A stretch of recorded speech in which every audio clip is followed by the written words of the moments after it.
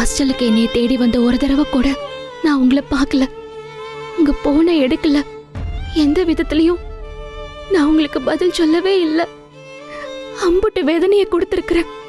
திடீர்னு போன் பண்ணி அப்பா அம்மா ஊர்ல இருந்து வந்திருக்காங்க, கடற்கரைக்கு போகணும்னு கூப்பிட்டதும் உடனே வந்து நிக்கிறிய. உங்க இடத்துல நான் இருந்திருந்தா உங்க அளவுக்கு பொறுமையா இருந்திருப்பேனான்னு எனக்கு தெரியல அன்பு. ஆனா நீங்க எம்புட்டோ பொறுமையா இருந்தீங்க.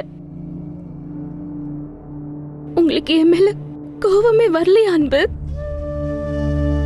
இந்த 2 நாளா ஒரு நிமிஷம் கூட இவ வேணான்னு உங்களுக்கு தோணலையா அன்பு? நீ வேணான்னு நான் நினைப்பேன் ஆனந்தி. எப்படி முடியும் ஆனந்தி? உன் மேல நான் கோவப்பட வேணாம் ஆனந்தி. நீ என் மூச்சு காத்து மாதிரி.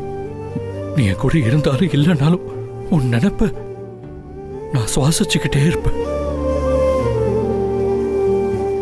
உன் மேல கோவப்பட்டு நான் சுவாசிக்காம விட்டுட்டா நான் செத்து போயிடுவேன் ஆனந்தி.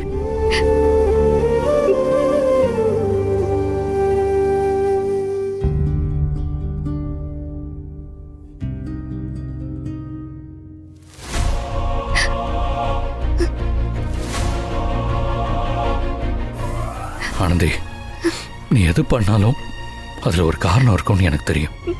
என்ன காரணத்துக்காக நீ என்கிட்ட இருந்து விலகி இருக்கேன்னு எனக்கு தெரியணும்.